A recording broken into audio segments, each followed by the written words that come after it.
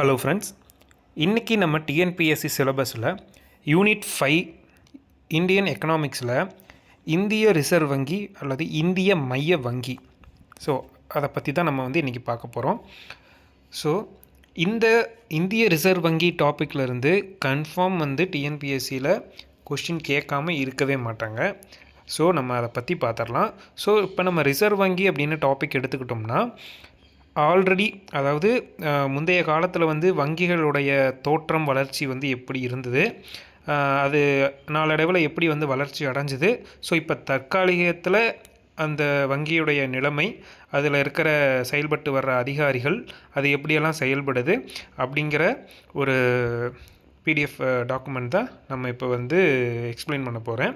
So அதுக்கு நாம் முடிஞ்ச அளவுக்கு நம்மளால் ஒரு ஷார்ட்கட் போட்டு எந்த அளவுக்கு மைண்டில் ஏற்ற முடியுமோ அந்த அளவுக்கு நம்ம மைண்டில் ஏற்றி வச்சுக்கலாம். ஸோ இயரு இந்த மாதிரி நிறைய புரியாத விஷயங்கள்லாம் வருது அப்படின்னு சொல்லிட்டு யாருமே மனசு உடைஞ்சிட வேண்டாம். முடியாததை முடிச்சு காட்டுறது தான் மனிதர்களுடைய இயல்பு. சரிங்களா? சரி, வாங்க டாபிக் உள்ளே போவோம். ஸோ இந்திய ரிசர்வ் வங்கியை பற்றி பார்க்குறதுக்கு முன்னாடி, ஸோ இந்த மைய வங்கிகளுடைய தோற்றம், அதோட வளர்ச்சி எப்படி இருந்திருக்கு, ஸோ அதிலிருந்து தான் நமக்கு ரிசர்வ் வங்கி அப்படிங்கிற ஒன்று வந்திருக்கு அப்படிங்கிறத பற்றி நம்ம பார்க்கலாம். சரிங்களா? ஸோ ஃபஸ்ட்டு கிபி 1656 ஸ்வீடன் ரிக்ஸ் வங்கி அப்படின்ற ஒரு வங்கி ஆரம்பிச்சிருக்காங்க. சரிங்களா? எடுத்தோடனே ஸ்வீட்டாக ஆரம்பிச்சிருக்காங்க அப்படின்னு ஞாபகம் வச்சுக்கோங்க. சரிங்களா? 1656. ஸோ ஒரு ஏஜ் இருக்குது, 16லேருந்து 56 வயது வரை, அந்த மாதிரி ஒரு சின்ன ஒரு ஏஜ் கால்குலேட்டர் மாதிரி நீங்கள் ஞாபகம் வச்சுக்கோங்க. சரிங்களா? 16 வயசில் ஸ்வீட் சாப்பிட முடியும், 56 வயசில் அதே மாதிரி ஸ்வீட் சாப்பிட முடியுமா? முடியாது.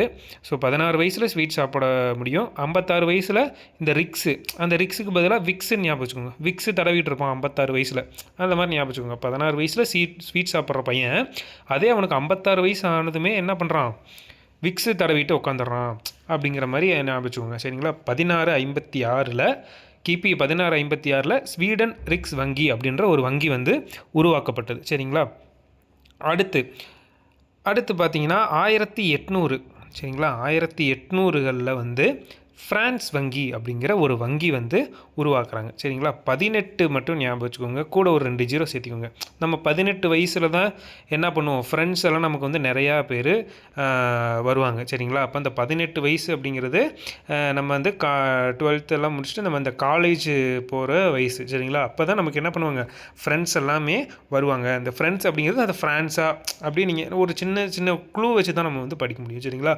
1656 ஸ்வீடன் ரிக்ஸ் வங்கி, 16 வயசில் ஸ்வீட் சாப்பிட்றான், 56 வயசில் ஸ்வீட் சாப்பிட முடியாது, நான் அதனால் விக்ஸ் தடவிக்கிறான், விக்ஸ் தடவிட்டு படுத்துறான், அதாவது ரிக்ஸ் அப்படின்னு ஞாபகம் வச்சுக்கோங்க. அதே மாதிரி 1800களில் ஃப்ரான்ஸ் வங்கி அப்படிங்கிற ஒரு வங்கி ஆரம்பிக்கிறாங்க. சரிங்களா? 18 வயசில் தான் நமக்கு ஃப்ரெண்ட்ஸ் கிடைப்பாங்க அப்படின்னு ஞாபகம் வச்சுக்கோங்க. சரிங்களா? அடுத்து பாருங்கள், 1864 இங்கிலாந்து வங்கி, இதுதான் mother of all central banks, அதாவது உலக வங்கிகளின் வங்கி அப்படின்னு சொல்கிற வங்கி எது அப்படின்னு கூட கேட்கலாம். அதுதான் என்னது, இங்கிலாந்து வங்கி. எப்போ இந்த வங்கி ஆரம்பிச்சிருப்பாங்க அப்படின்னா 1864. சரிங்களா? 1864வது வருஷம் இங்கிலாந்து வங்கி, உலக வங்கிகளின் வங்கி, mother of all central banks அப்படின்னு சொல்லுவாங்க. என்ன வங்கி? இங்கிலாந்து வங்கி. சரிங்களா? அடுத்து பாருங்கள், நான் சொல்கிற சில விஷயங்கள்லாம் இந்த பிடிஎஃப்பில் இருக்காது. ஸோ இடையில ஒரு நோட் பண்ணி வச்சுக்கோங்க. 1770 இந்துஸ்தான் வங்கி அப்படின்னு ஒரு வங்கி உருவாச்சு. எப்போது? 1770 1770 அப்படிங்கிற ஒரு வருஷத்தில் இந்துஸ்தான் வங்கி அப்படிங்கிற ஒரு வங்கி உருவாக்கப்பட்டுச்சு. அந்த வங்கி பார்த்திங்கன்னா 1932 இழுத்து மூடிட்டாங்க. சரிங்களா? இப்போ 1770 இந்துஸ்தான் வங்கி அப்படிங்கிற ஒரு வங்கி உருவாக்கப்பட்டது. அது 1932 க்ளோஸ் பண்ணிட்டாங்க. சரிங்களா? அதே மாதிரி 1786 1786 அப்படிங்கிற வருஷத்தில் இந்திய பொது உடைமை வங்கி அப்படின்னு ஒரு வங்கி உருவாக்கப்பட்டிருக்கு. இப்போ நான் சொல்கிற விஷயம்லாம் புக்கில் தாண்டி நம்ம வந்து வங்கிகளை பற்றி படிக்கிறதுக்கான அந்த இயர் வைஸ் நான் வந்து உங்களுக்கு வந்து கொண்டுட்டு வந்திருக்கேன். சரிங்களா? 1786 இந்திய பொது உடைமை வங்கி அப்படிங்கிற ஒரு வங்கி வந்து உருவாக்கப்பட்டுச்சு. அதே ஒரு 5 வருஷத்துக்கு அப்புறம் 1791 1791 அந்த வங்கி வந்து கலைக்கப்பட்டிருக்கு. சரிங்களா? அதுக்கப்புறம் கல்கத்தா வங்கி. சரிங்களா? கல்கத்தா வங்கி வந்து எப்போ வந்து முதல்ல ஆரம்பிக்கப்பட்டது அப்படின்னா 1806 வந்து ஆரம்பிக்கப்பட்டிருக்கு. அந்த கல்கத்தா வங்கி தான் என்னன்னா முதல் கூட்டு பங்கு வங்கி அப்படின்னு வந்து சொல்கிறாங்க. இது வந்து டிஎன்பிஎஸ்சியில் வந்து கேட்கலாம். முதல் கூட்டு பங்கு வங்கி அப்படிங்கிற வங்கி வந்து எந்த வங்கி அப்படின்னு கூட கேட்கலாம். அதுதான் வந்து என்னது? கல்கத்தா வங்கி. சரிங்களா? இந்த வங்கி தான் 1809 வந்து பெயர் மாற்றப்பட்டு வங்காள வங்கி அப்படின்னு வந்து மாற்றப்பட்டிருக்காங்க. சரிங்களா? 1809 வங்காள வங்கி அப்படின்னு பெயர் மாற்றப்பட்ட வங்கி வந்து எது? கல்கத்தா வங்கி. இந்த கல்கத்தா வங்கியை வந்து இன்னொரு பேரில் எப்படி அழைக்கிறாங்க அப்படின்னா முதல் கூட்டு பங்கு வங்கி அப்படின்னு அழைக்கிறாங்க. அதுக்கப்புறம் 1809 தான் என்ன பண்ணுறாங்க? பெயர் மாற்றம் வந்து வங்காள வங்கி அப்படின்ற பெயர் வந்து மாற்றம் செய்கிறாங்க. சரிங்களா? அதுக்கப்புறம் 1840 பம்பாய் வங்கி அப்படின்னு ஒரு வங்கி வந்து உருவாக்கப்படுறாங்க. எந்த வருஷம்? 1840. சரிங்களா? அடுத்து பாருங்கள் 1843. சரிங்களா? 1843 மெட்ராஸ் வங்கி அப்படிங்கிற ஒரு வங்கி வந்து உருவாக்கப்படுறாங்க. சரிங்களா? ஸோ அடுத்து பாருங்கள் 1881. சரிங்களா? 1881 அவுத் வங்கி. அதாவது அவுத் அப்படிங்கிறது அது வந்து ஒரு வணிக வங்கி. அட்மினிஸ்ட்ரேஷன்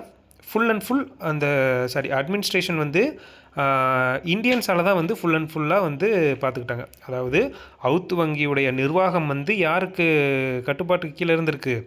இந்தியன்ஸோடைய கட்டுப்பாட்டில் தான் வந்து இருந்திருக்கு. அவுத் அப்படின்னு ஞாபகம் வச்சுக்கோங்க. சரிங்களா? அவுத் அப்படிங்கிறது வந்து இந்தியனுடைய கட்டுப்பாட்டில் இருக்கிற ஒரு வங்கி தான். எந்த வருஷம்? 1881. சரிங்களா?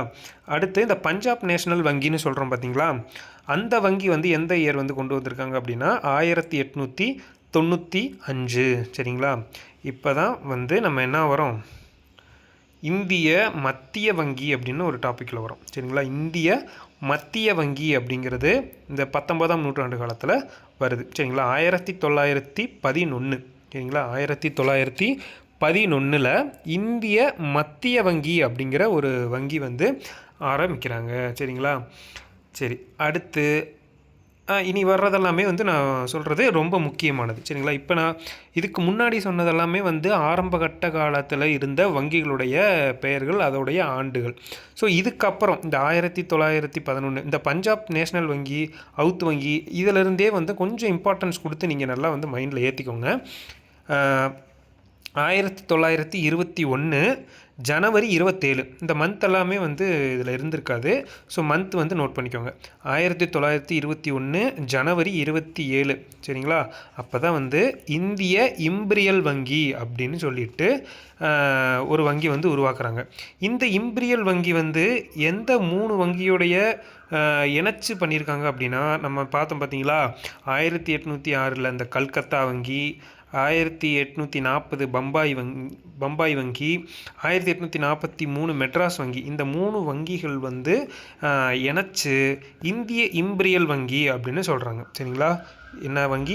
இந்திய இம்பீரியல் வங்கி அப்படின்னு சொல்கிறாங்க. ஸோ இந்த இம்பீரியல் வங்கி தான் பிற்காலத்தில் வந்து நமக்கு ஸ்டேட் பேங்க் ஆஃப் இந்தியா இருக்குல்ல, அந்த ஸ்டேட் பேங்க் ஆஃப் இந்தியாவுடைய பேரண்ட் வங்கி தான் வந்து இந்திய இம்பீரியல் வங்கி. சரியா? இந்த இந்திய இம்பீரியல் வங்கி தான் நாளடைவில் என்னவா மாறி இருக்கு? ஸ்டேட் பேங்க் ஆஃப் இந்தியாவாக மாறி இருக்கு. ஸோ இதில் கேட்கலாம், இந்திய இம்பீரியல் வங்கி வந்து எந்த 3 வங்கிகளுடைய இணைந்து உருவாக்கப்பட்ட வங்கி அப்படின்னு கேட்கலாம். என்னென்ன வங்கி? கல்கத்தா வங்கி 1806, பம்பாய் வங்கி 1840, மெட்ராஸ் வங்கி 1843. சரிங்களா? இந்த 3 வங்கிகள் இணைஞ்சது தான் இந்திய இம்பீரியல் வங்கி அப்படின்னு சொல்கிறோம். சரிங்களா? அடுத்து ரிசர்வ் வங்கி வரும். ரிசர்வ் வங்கி இந்திய மைய வங்கினாலும் ஒன்று தான், ரிசர்வ் வங்கினாலும் ஒன்று தான். 1935 வந்து இந்திய ரிசர்வ் வங்கி வந்து உருவாக்கப்படுறாங்க. சரிங்களா? 1949 இந்திய ரிசர்வ் வங்கி வந்து நாட்டுடைமையாக்கப்படுறாங்க. அதுக்கப்புறம் பாருங்கள், 1955 ஸ்டேட் பேங்க் ஆஃப் இந்தியா, நான் சொன்னேன்ல இம்பீரியல் வங்கியுடைய மாற்றமடைந்த ஒரு வங்கி தான் வந்து SBI, state bank of India. சரிங்களா? அடுத்து 1969. ஸோ இந்த இயர் வந்து ரொம்ப ரொம்ப முக்கியமான இயர். சரிங்களா? 1969 இந்த இயரில் 14 முக்கிய வங்கிகள் வந்து நாட்டுடைமையாக்கப்பட்டிருக்கு. சரிங்களா? 14 முக்கிய வங்கிகள் நாட்டுடைமையாக்கப்பட்டிருக்கு. 1969 எத்தனை வங்கிகள் வந்து நாட்டுடைமையாக்கப்பட்டிருக்கு அப்படின்னு டைரெக்டாக கேட்டால் 14 வங்கிகள், 14 முக்கிய வங்கிகள்னு சொல்லிட்டு ஈஸியாக அடிச்சுட்டு போயிடலாம். சரிங்களா? அதே மாதிரி 1980களில் 6 முக்கிய வங்கிகள் வந்து நாட்டுடைமையாக்கப்பட்டிருக்கு. சரிங்களா?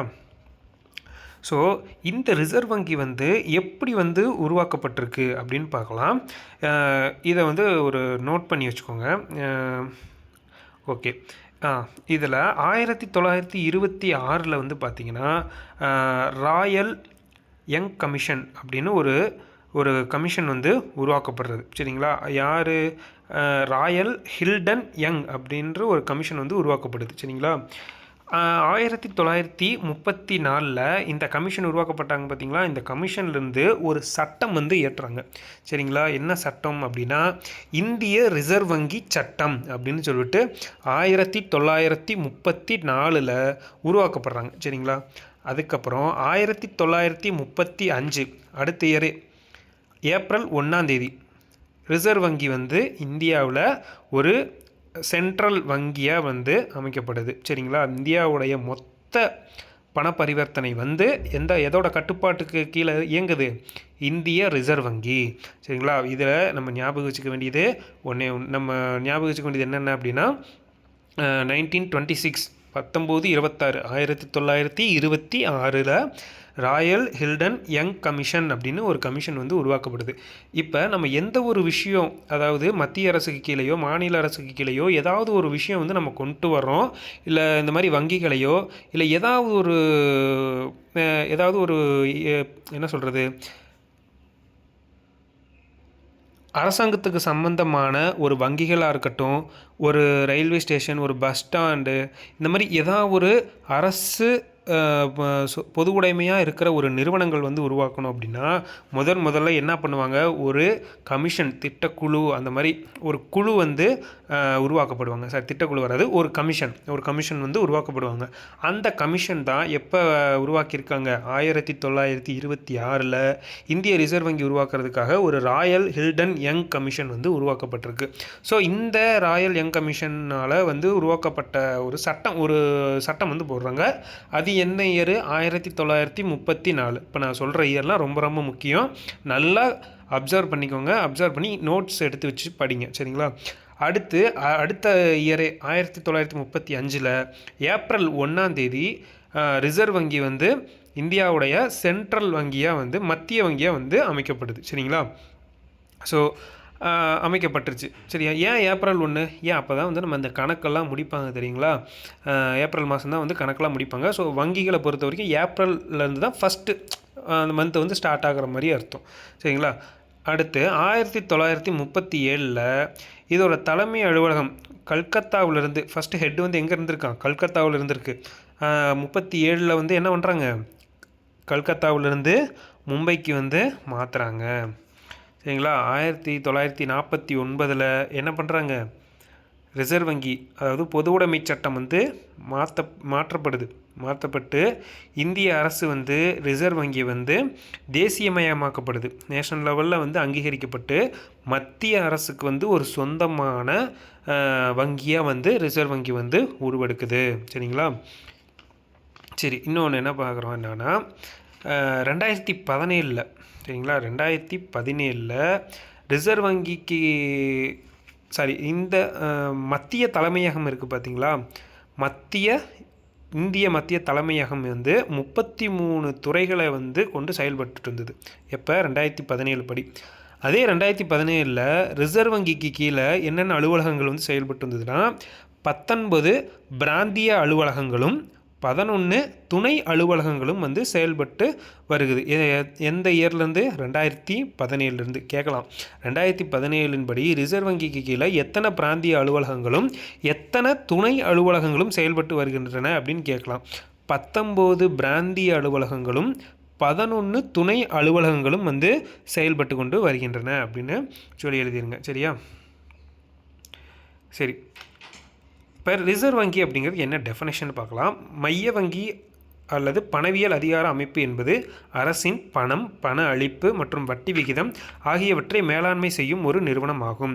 ஸோ ஒரு சென்ட்ரல் வங்கி, அதாவது நமக்கு ரிசர்வ் வங்கி தான் வந்து அதாவது ஆல் இந்தியா, ஓவர் இந்தியாவில் இருக்கிற நம்ம அரசுடைய பணம், பண அளிப்பு, அதுக்குண்டான இன்ட்ரெஸ்ட்டு, இதெல்லாத்தையுமே ஒரு மேனேஜ்மெண்ட் செய்கிறதுக்குன்னு ஒரு அமைப்பு வேணும். ஸோ அந்த அமைப்பு, அந்த நிறுவனம் தான் நம்ம என்ன சொல்கிறோம், ஒரு நாட்டினுடைய மைய வங்கி அப்படின்னு சொல்கிறோம். சரிங்களா? மேலும் நாட்டிலுள்ள வங்கிகளை மேற்பார்வையிடுவதும் இதன் பணியாகும். நாட்டில் ஒரு தலைமை நிறுவனம் இருந்தால் மட்டுமே அது நாட்டின் வங்கியமைப்பு முறையையும் அதன் செயல்பாடுகளையும் முறையாகவும் ஒருங்கிணைந்த முறைகளிலும் வழிநடத்தி செல்ல முடியும். மைய வங்கி அந்நாட்டின் பணம் மற்றும் வங்கியியல் முறையை ஊக்கப்படுத்துகிறது. ஒன்றும் சொல்லலை, எல்லா ஸ்டேட்டில் இருக்கிற வங்கிகளுக்கும் ஹெட்டு யார்? அந்த நாட்டுடைய மைய வங்கி தான் வந்து அந்த ஆல் இந்தியாவில் இருக்கிற வங்கிகளுடைய பண பரிவர்த்தனைகள், அதோட செயல்பாடுகள், அதனுடைய மேலாண்மைகள், இது எல்லாத்தையுமே வந்து ஒரு ஹெட்டாக வந்து பொறுப்பேற்றுக்கிறதுக்கு பேர் தான் வந்து என்ன சொல்லுவோம், நம்ம மைய வங்கி அப்படின்னு சொல்கிறோம். ஸோ அந்த ஒரு நாட்டினுடைய பணவியல் முறையை ஊக்கப்படுத்துறதும் எது தான்? ரிசர்வ் வங்கி தான். சரிங்களா? இதுதான் வந்து நம்ம மைய வங்கிக்கு உண்டான டெஃபினேஷன். சரிங்களா? சரி, இப்போது ஆர்பிஐயுடைய கட்டமைப்பு வந்து பார்க்கலாம். ஆர்பிஐயில் வந்து யார் யார் இருப்பாங்க அப்படின்னா, ஆர்பிஐ வந்து அஃபிஷியல் டைரக்டர்ஸ், நான் அஃபிஷியல் டைரக்டர்ஸ் அப்படின்னு 2 டைரக்டர்ஸ் வந்து இருக்காங்க. சரிங்களா? 2 வகையாக வந்து அந்த டைரக்டர்ஸ் வந்து பிரிக்கலாம். அதாவது அதிகாரப்பூர்வ இயக்குனர், அதிகாரப்பூர்வமற்ற இயக்குனர்கள் அப்படின்னு சொல்லிட்டு 2 கேட்டகரியாக வந்து பிரிக்கிறாங்க. சரிங்களா? இதில் பாருங்கள், அதிகாரப்பூர்வ இயக்குனரில் 2 பேர் இருக்காங்க. என்னென்ன? ஆளுநர் ஒருத்தவங்க இருக்காங்க, துணை ஆளுநர்கள்னு ஒருத்தவங்க இருக்காங்க. சரிங்களா? ஆளுநர் வந்து ஒருத்தவங்க, துணைநிலை ஆளுநர் அப்படிங்கிறவங்க 4 பேர் வந்து செயல்படுவாங்க. எதுக்கு கீழே? அதிகாரப்பூர்வ இயக்குனருக்கு கீழே ஆளுநர் ஒருத்தவங்க, துணைநிலை ஆளுநர் 4 பேர் வந்து செயல்படுவாங்க. சரிங்களா? இவங்களுக்கு மட்டும்தான் என்னது, அந்த அத்தாரிட்டி பவர், அதிகாரப்பூர்வ இயக்குனர் அப்படிங்கிற ஒரு பவர் வந்து இருக்குது. சரிங்களா? அதிகாரப்பூர்வமற்ற இயக்குனர்கள் அப்படிங்கிறது யார் அப்படின்னா, நான் அஃபிஷியல் டைரக்டர்ஸ். 10 இயக்குனர்கள் பல்வேறு துறைகளில் இருந்து, அதாவது பல்வேறு டிபார்ட்மெண்ட்ஸில் இருந்து 10 டைரக்டர்ஸ் வந்து இதுக்கு கீழே செயல்படுவாங்க. சரிங்களா? ஆனால் ஃபுல் கண்ட்ரோல்லாம் யார்கிட்ட இருக்கும்? அஃபிஷியல் டைரக்டர்ஸ்ட்டு தான் இருக்கும். சரிங்களா? அதே மாதிரி 4 இயக்குனர் உள்ளூர் அமைப்புகள்லேருந்து வருவாங்க. ஒரு உள்ளூர் அமைப்பு, ஏதாவது ஒரு ஆர்கனைசேஷன்லேருந்து ஒரு 4 டைரக்டர்ஸ் வந்து வருவாங்க. சரிங்களா? 10 இயக்குனர்கள் வந்து பல்வேறு துறைகள்லேருந்து வருவாங்க, 4 இயக்குனர்கள் வந்து உள்ளூர் அமைப்புகள்லேருந்து வருவாங்க. அதுக்கப்புறம் 2 அரசு அதிகாரிகள் வந்து வருவாங்க. சரிங்களா? 2 அரசு அதிகாரிகள் கிடையாது, அந்த 10 இயக்குனர்களில் 2 பேர் யார்? அரசு அதிகாரிகள். சரிங்களா? இப்போ என்ன பண்ணுறோம், இன்னொரு டைம் ரிவிஷன் பார்த்துருவோம். ஆர்பிஐயில் வந்து 2 வகையாக வந்து நம்ம இயக்குனர்களை வந்து வகைப்பாடு செஞ்சுருக்காங்க. ஒன்று அதிகாரப்பூர்வ இயக்குனர்கள், மற்றொன்று அதிகாரப்பூர்வமற்ற இயக்குனர்கள். இந்த அதிகாரப்பூர்வ இயக்குனர்களில் வந்து எப்படி இருக்காங்க? ஒரு ஆளுநர் இருக்காங்க, துணைநிலை ஆளுநர்கள்னு சொல்லிட்டு 4 பேர் இருக்காங்க. சரிங்களா? இந்த அதிகாரப்பூர்வமற்ற இயக்குனர்களில் 10 இயக்குனர்கள் வந்து பல்வேறு செக்டார்ஸ்லேருந்து, பல்வேறு துறைகள்லேருந்து, டிபார்ட்மெண்ட்ஸ்லேருந்து வராங்க. அதில் 2 பேர் வந்து கவர்மெண்ட் எம்ப்ளாயீஸாக இருக்காங்க, 2 அரசு அதிகாரிகளாக வந்து இருக்காங்க. சரிங்களா? அடுத்து 4 பேர் வந்து உள்ளூர் அமைப்புகளிலிருந்து வந்திருக்காங்க. சரிங்களா? தேர்வு செய்யப்பட்டு இந்த நான் அஃபிஷியல் டைரக்டர்ஸாக வந்து இருக்காங்க. சரிங்களா? இதுதான் ஆர்பிஐனுடைய கட்டமைப்பு. சரிங்களா? ஸோ இப்போ ஆர்பிஐனுடைய முதலாவது ஆளுநர். சரிங்களா? முதலாவதுடைய ஆளுநர் யார்? இப்போ நம்ம இந்த ஆளுநர் பார்த்தோம்ல, அதிகாரப்பூர்வ இயக்குநர்களில் ஆளுநர்னு பார்த்தோம்ல. ஸோ அப்படி அதிகாரப்பூர்வ இயக்குநர்களில் ஃபஸ்ட்டு ரிசர்வ் வங்கிக்கு வந்து தலைமையேற்ற முதல் ஆளுநர் வந்து யார் அப்படின்னா ஆஸ்போன் ஸ்மித். ஸோ இவரை எப்படி சார் நம்ம ஞாபகம் வச்சுக்கிறது அப்படின்னா, முதலாவது ஆளுநர் யார்? Sir Osborne Smith. சரிங்களா? ஃபஸ்ட்டு யாராவது ஆளுநர் ஆகிறதுக்கே நம்ம என்ன பண்ணுவோம், எல்லாருமே வந்து ஆசைப்படுவோம். சரிங்களா? அதுக்காக ஃபோன் போட்டு கேட்போம், நான் வரேங்க அப்படின்னு சொல்லிட்டு கேட்கலாம். ஸோ அதாவது ஒரு லீடர் போஸ்ட்டு அந்த மாதிரி சின்ன இந்த ஸ்கூலில் இருக்கிற போஸ்ட்டுக்கெல்லாம் வந்து நான் வரேன் ஆசைப்படுவோம். ஸோ அதே மாதிரி இவர் வந்து ஆசைப்பட்டு ஃபோன் போட்டு கேட்டிருக்காப்புல, அந்த மித்தை வந்து உடச்சிட்டு போயிருக்காப்புல. சரிங்களா? அதுதான் வந்து ஷார்ட்கட்டாக வச்சுக்கோங்க. முதலாவது ஆளுநர் யார்? Sir Osborne Smith. ஆசைப்பட்டு ஃபோன் போட்டு அந்த எல்லா மித்தையும் வந்து உடச்சிட்டு போயிருக்காரு. அது உடச்சிட்டு போயிட்டு நமக்கு ஆளுநராக வந்து பதவியேற்றிருக்காரு. அதனால் அவருக்கு பேர் சர் ஆஸ்போன் ஸ்மித் அப்படின்னு சொல்லிட்டு ஒரு ஷார்ட்கட் வந்து ஞாபகம் வச்சுக்கோங்க. சரிங்களா?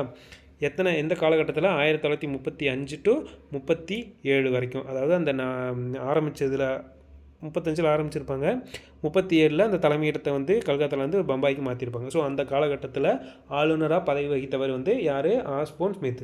ஸோ நம்ம ஆளுங்க கொஸ்டினில் வந்து எப்படி எடுப்பாங்கன்னா, நம்ம டேரெக்டாகலாம் இது மாதிரி கேட்க மாட்டாங்க. முதலாவது ஆளுநர் யார் அப்படின்லாம் கேட்க மாட்டாங்க. அவங்க எப்படி கேட்கலாம், ரிசர்வ் வங்கி வந்து உருவாக்கப்பட்ட பொழுது, அதாவது 1935 காலகட்டங்களில் அது பம்பாய்க்கு மாற்றப்பட்ட காலகட்டம் வரை ஆளுநராக இருந்தவர் யார் அப்படின்னு கூட நமக்கு இன்டைரக்டாக கொஷின் வந்து கேட்கலாம். அதுக்காக தான் வந்து இந்த இயர் வந்து நம்ம முக்கியம் அப்படின்னு சொல்கிறது. சரிங்களா? அப்போ முதலாவது ஆளுநர் வந்து சர் ஆஸ்போன் ஸ்மித். அதே மாதிரி முதலாவது இந்திய ஆளுநர், இந்த கொஸ்டினை நல்லா படிக்கணும். ஏன்னா முதலாவது ஆளுநர்னு கேட்டால் நம்ம ஆஸ்போன் ஸ்மித்னு எழுதுவோம். அதே முதலாவது இந்திய ஆளுநர், நம்ம இந்த இந்திய அப்படிங்கிற வார்த்தையை வந்து பார்க்காம நம்ம முதலாவது ஆளுநர் நம்ம தான் படிச்சிருக்கோமே சார் ஆஸ்போன் ஸ்மித் அப்படின்னு சொல்லிட்டு ஷார்ட்கட் வச்சு படிச்சிருக்கோமே அப்படின்னு சொல்லிட்டு நம்ம, ஏன்னா அவன் ஆஸ்போன் ஸ்மித்னு சொல்லிட்டு ஃபஸ்ட்டு ஆப்ஷன்லேயே வந்து வச்சுருப்பான் நம்மளை கன்ஃபியூஸ் பண்ணுறதுக்காக.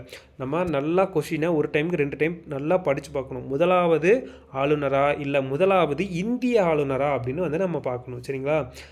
முதலாவது இந்திய ஆளுநர், இந்தியா அப்படிங்கிறது நம்மளுடைய தேசம். ஸோ அதனால் நம்ம தேசத்துக்காக போய் அங்கே முக்குன்னு முக்கிட்டு இருக்கிறவர் யார்? நம்ம தேஷ்முக். சரிங்களா? தேசத்துக்காக அங்கே போய் ஆளுநராக முக்கிட்டு இருந்திருக்காரு. சரிங்களா? அதுக்காக ஒரு சின்ன ஒரு ஷார்ட்கட்டு தான், யாரும் தப்பாக நினைக்க வேணாம். சரிங்களா? முதலாவது இந்தியா ரிசர்வ் வங்கியுடைய ஆளுநர், அதாவது இந்திய ரிசர்வ் வங்கியின் முதலாவது இந்திய ஆளுநர் யார்? சிடி தேஷ்முக். சரிங்களா? 1943 காலகட்டத்திலேருந்து 1949 காலகட்டம் வரை நாட்டுடைமையாக்கப்பட்ட அந்த காலகட்டத்தை தாண்டி வரைக்கும் முதலாவது இந்திய ஆளுநரான தேஷ்முக் வந்து பதவி வகித்திருந்திருக்காரு. சரிங்களா? சரி, இப்போ தற்போதைய ஆளுநர் இப்போ கரண்ட்டில் யார் அப்படின்னா சஞ்சய் மல்கோத்ரா. சரிங்களா? சஞ்சய் மல்கோத்ரா இவர் வந்து 26வது ஆளுநர். சரிங்களா? இந்திய ரிசர்வ் வங்கிக்கு 26வது ஆளுநர் யார்? சஞ்சய் மல்கோத்ரா. அதாவது இப்போ தற்போதைய ஆளுநராக வந்து இவர் வந்து பதவி வகிச்சிட்ருக்கார். சரிங்களா? 25வது ஆளுநர் யார்? அதாவது 2018 டு 24 காலம், அந்த காலகட்டங்களில் இருந்தவர் சக்தி காந்த தாஸ். சரிங்களா? ஸோ 25வது ரிசர்வ் வங்கியினுடைய ஆளுநர் யார்? சக்தி காந்ததாஸ். சரிங்களா? ஸோ இந்த ரிசர்வ் வங்கி ஆளுநர்களை வந்து யார் வந்து நியமிக்கிறாங்க? ஸோ இப்போ பிரதமர்னால் நம்ம குடியரசுத் தலைவர் வந்து நியமிக்கிறாரு, ஆளுநர்னால் முதலமைச்சர்னா ஆளுநர் வந்து நியமிக்கிறாங்க. அதே மாதிரி இந்திய ரிசர்வ் வங்கியினுடைய ஆளுநர்களை வந்து யார் நியமிக்கிறாங்க அப்படின்னா மத்திய நிதி அமைச்சகம் அப்படின்ற ஒரு அமைப்பு. சரிங்களா? மத்திய நிதி அமைச்சகம் தான் இந்திய ரிசர்வ் வங்கியுடைய கவர்னர்களை வந்து நியமிக்கிறது. சரிங்களா? இப்போ ரிசர்வ் வங்கியினுடைய தலைமையகம் எங்கே இருக்குது? மும்பையில் இருக்குது. சரிங்களா? ஸோ இதில் 4 மண்டல அலுவலகங்கள், சரிங்களா, ஜோனல் ஆஃபீஸஸ் வந்து எங்கே இருக்குது அப்படின்னா ஃபஸ்ட்டு மும்பை, கொல்கத்தா, சென்னை, புதுடெல்லி. ஸோ இங்கே எல்லாமே இதனுடைய முக்கிய 4 மண்டல அலுவலகங்கள் இருக்குது. சரிங்களா? இப்போ கீழ்கண்டவற்றுள் ரிசர்வ் வங்கியின் பொருந்தாத மண்டல அலுவலகங்கள் எது அப்படின்னு சொல்லிட்டு இந்த 4 ஆப்ஷனில் ஒரு இதை மட்டும் மாற்றி கூட கேட்கலாம். ஸோ நல்லா பார்த்துக்கோங்க. மும்பை, கொல்கத்தா, சென்னை, டெல்லி. ஸோ இந்த 4 ஐபிஎல் டீம்ஸ் தான் வந்து 2026 பிளே ஆஃப்குள்ளே போகுது அப்படின்னு ஞாபகம் வச்சுக்கோங்க. சரிங்களா? மும்பை, கொல்கத்தா, சென்னை, டெல்லி. சரி, அதுக்காக மற்ற ஐபிஎல் டீம்ஸ் எல்லாமே வரலை அப்படின்னு நான் சொல்லலை, படிக்கிறதுக்காக சும்மா ஒரு சின்ன ஷார்ட்கட் போட்டுக்கோங்க. சரிங்களா? அடுத்து பாருங்கள், ₹1 நோட்டு மற்றும் நாணயங்களை தவிர அனைத்து நோட்டுகளும் ரிசர்வ் வங்கியால் வெளியிடப்படுகின்றன. ஸோ ₹1 நோட்டு நாணயங்களை தவிர மற்ற எல்லா நோட்டுகளும் எங்கே இருந்து தான்? ரிசர்வ் வங்கியிலேருந்து தான் வந்து வெளியிடுறாங்க. இது நமக்கு தெரிஞ்ச விஷயம். சரிங்களா. ரூபாய் நோட்டுகள் மற்றும் நாணயங்கள் நிதி அமைச்சகத்தால் வெளியிடப்பட்டு ரிசர்வ் வங்கியால் விநியோகிக்கப்படுகிறது. இது பாருங்கள், அதாவது ரூபாய் நோட்டு நாணயங்கள் எல்லாமே வந்து ரிசர்வ் வங்கி வெளியிடலை. ஆனால் அதை விட்டுட்டு மற்றது எல்லாத்தையுமே வந்து ரிசர்வ் வங்கி வந்து வெளியிடுது. ஸோ இந்த ரூபாய் நோட்டு அப்போ நாணயங்களை வந்து யார் வெளியிடுறது அப்படின்னு பார்த்தா இந்த நிதி அமைச்சகம். சரிங்களா. இந்த ஆளுநர்களை எல்லாம் வந்து நியமிக்கிறாங்களா அந்த மத்திய நிதி அமைச்சகம், அந்த நிதி அமைச்சகம் தான் ரூபாய் நோட்டு நாணயங்களை வந்து வெளியிடுது. ஸோ அதை வந்து விற்பனை செய்கிறது தான் யார் விநியோகிக்கப்படுகிறது? த்ரூ ரிசர்வ் வங்கி. ரிசர்வ் வங்கி மூலமாக தான் அந்த நாணயங்கள்லாம் வந்து விநியோகிக்கப்படுகிறது அப்படின்னு சொல்கிறாங்க. சரிங்களா. அடுத்து 1995 வங்கி குறை தீர்ப்பாய வங்கி குறை தீர்ப்பாய திட்டம் அப்படின்னு சொல்லிட்டு ஒரு திட்டத்தை வந்து எப்போ வந்து கொண்டு வராங்க அப்படின்னா 1995 வந்து கொண்டுட்டு வராங்க. சரிங்களா. சரி, அடுத்து ரெப்போ விகிதம் மீள் ரெப்போ விகிதம் அப்படின்னு சொல்லிட்டு 2 டிஃப்ரென்ஸ் வந்து பார்க்கலாம். ஸோ இதை நல்லா கவனிங்க. இப்போ வாசிக்கிறேன் பாருங்கள். மைய வங்கி வணிக வங்கிகளுக்கு குறுகிய கால கடன் வழங்கும் பொழுது விதிக்கும் வட்டி விகிதம். ஸோ ஒன்றும் இல்லை, மைய வங்கி எது நமக்கு? ரிசர்வ் வங்கி. சரியா. இந்த ரிசர்வ் வங்கி இப்போ வணிக வங்கிகள்னால் என்னது? மற்ற banks, SBI, central bank of India, இந்த மாதிரி மற்ற பேங்குகள்கிட்ட அமௌண்ட் வந்து கம்மியாக இருக்கிற பட்சத்தில் இவங்க வந்து ரிசர்வ் வங்கிட்ட அமௌண்ட் வந்து கேட்பாங்க. சரிங்களா. அப்போ ரிசர்வ் வங்கி இந்த வட்டி விகிதத்தில் நான் வந்து உங்களுக்கு பணம் தரேன் அப்படின்னு சொல்லிட்டு ஒரு வட்டி அமௌண்ட்டை வந்து விதிக்கும். சரிங்களா. அதுதான் வந்து ரெப்போ விகிதம். அதாவது மற்ற வங்கிகள் வந்து ரிசர்வ் வங்கிக்கிட்ட வந்து பணம் வாங்கினா ரெப்போ விகிதம், அதே ரிசர்வ் வங்கி வந்து மற்ற வங்கிகள்கிட்ட பணம் வாங்கும்போது இது பண்ணுறது மீள் ரெப்போ விகிதம். சரிங்களா. ரிசர்வ் வங்கி கொடுத்தா ரெப்போ மற்ற வங்கிகளுக்கு, அதே மற்ற வங்கிகள்கிட்ட வாங்கிக்கிட்டால் மீள் ரெப்போ. சரிங்களா. அவ்வளோதான். புரியுதுங்களா? ஒன்றும் அவ்வளோ சின்ன ஒரு ஷார்ட்கட் தான். மைய வங்கி வந்து ரிசர்வ் வங்கி மற்ற வங்கிகளுக்கு வந்து பணம் கொடுத்து வட்டியை வாங்கிச்சுன்னா ரெப்போ விகிதம். மீள் ரெப்போ விகிதம்னு என்னது? இந்திய ரிசர்வ் வங்கி மற்ற வங்கிகள்கிட்ட வாங்கி வட்டியை கட்டுறது. சரிங்களா. அதுதான் மீள் ரெப்போ விகிதம். ஏதாவது ஒன்று ஞாபகம் வச்சுக்கோங்க, மற்றது இன்னொன்று ஆட்டோமேட்டிக்காக வந்துடும். சரிங்களா. அதே மாதிரி பாருங்கள், முக்கியமானது பண அச்சக இடம். பணம் வந்து எந்தெந்த இடத்துல வந்து அச்சகம் வந்து பண்ணுறாங்க அப்படின்னா தேவாஸ், மத்திய பிரதேசம். சரிங்களா. தேவாஸ் எங்கே இருக்குது? மத்திய பிரதேசம். நாசிக், மகாராஷ்டிரா. நாசிக் வந்து எங்கே? மகாராஷ்டிரா, மும்பை. மைசூர், கர்நாடகா, உங்களுக்கு தெரியும். சல்போனி, மேற்கு வங்காளம், வெஸ்ட் பெங்கால். சரிங்களா. பண அச்சக இடம் வந்து எங்கெங்கே இருக்குது? தேவாஸ், மத்திய பிரதேசம், நாசிக், மகாராஷ்டிரா, மைசூர், கர்நாடகா, சல்போனி, மேற்கு வங்காளம். ஸோ இந்த 4 அச்சக இடங்கள் தான் வந்து எங்கே இருக்குது? இது எல்லாமே கவர்மெண்ட்டுக்கு சொந்தமானது. இதெல்லாமே என்னது? கவர்மெண்ட்டுக்கு சொந்தமானது. சரிங்களா. அடுத்து நாணயங்கள் எங்கெங்கே இருக்குது? நாணய மின்ட் எங்கன்னா மும்பை, கொல்கத்தா, ஹைதராபாத், நொய்டா. சரிங்களா. மும்பை, கொல்கத்தா, ஹைதராபாத், நொய்டா. சரிங்களா. இந்த 4 இடத்தும், இந்த 4 இடமும் என்ன தான்? கவர்மெண்ட்டுக்கு சொந்தமான 4 இடங்கள் தான். சரிங்களா. அடுத்து பாருங்கள், ஷெர்ஷா சூரி என்பவரால் ரூபாய் 1க்கு 40 செம்பு நாணயங்கள் என்ற விகிதத்தில் முதல் ரூபாய் வந்து என்ன பண்ணுது? வெளியிடப்பட்டிருக்காங்க. சரிங்களா. ரூபாய்க்கு 40 செம்பு நாணயங்கள். சரிங்களா. ரூபாய்க்கு எத்தனை செம்பு நாணயங்கள் வந்து ஈக்குவலாக? 40 செம்பு நாணயங்கள் அப்படின்ற ஒரு விகிதத்தில் முதல்ல ரூபாய் வந்து வெளியிடப்பட்டிருக்காங்க அப்படின்னு சொல்கிறாங்க ஷெர்ஷா சூரி. சரிங்களா. அடுத்து சமஸ்கிருத சொல்லான ரௌஃபியா அப்படின்ற ஒரு வார்த்தையிலிருந்து தான் ரூபாய் அப்படின்ற வார்த்தை வந்து தோன்றியது அப்படின்னு சொல்கிறாங்க. எந்த மொழிச்சொல்? சமஸ்கிருத சொல்லான ரௌபியா அப்படின்ற ஒரு சொல்லில் இருந்து தான் ரூபாய் அப்படின்ற வார்த்தை வந்து தோன்றியிருக்கு. ஒவ்வொரு ரூபாய் நோட்லேயும் அதனுடைய மதிப்பு எத்தனை மொழிகள், எத்தனை லாங்குவேஜஸில் வந்து எழுதியிருக்கும் அப்படின்னா 17 லாங்குவேஜஸ். இப்போ 10 ரூபா நோட்லேயோ 20 ரூபா நோட்லேயோ வந்து அந்த சைடில் வந்து எழுதியிருப்பாங்க. அதை வந்து நீங்கள் எண்ணி பாருங்கள். அதில் எத்தனை இருக்கான்? 17 மொழிகள் வந்து எழுதப்பட்டிருக்கு. சரிங்களா. அடுத்து முன்பக்கத்தில் வந்து எப்படி இருக்கும்? ஆங்கிலத்தில் இருக்கும். பின்பக்கத்தில் ஹிந்தியில் இருக்கும். சரிங்களா. அடுத்து பாருங்கள், இந்திய ரூபாய் குறியீடு. ஸோ இது உங்களுக்கு தெரியும். டி உதயகுமார் அப்படின்ற ஒரு ஆள் தான் வந்து அந்த இந்திய ரூபாய் குறியீடு வந்து வந்து இவர் தான் வந்து அந்த குறியீட்டை வந்து கண்டுபிடிச்சிருக்காரு. விழுப்புரம் மாவட்டத்தை சேர்ந்தவர் இவர். சரிங்களா? அடுத்து பாருங்கள், அவ்வளோதான் லாஸ்ட் டாபிக். பணிகள். இந்திய ரிசர்வ் வங்கியினுடைய பணிகள் வந்து என்னென்ன அப்படின்னு பார்க்குறோம். ஃபஸ்ட்டு என்னது, பணம் வந்து வெளியிடுது. சரிங்களா? காகித பணம் வந்து வெளியிடுது. சரிங்களா?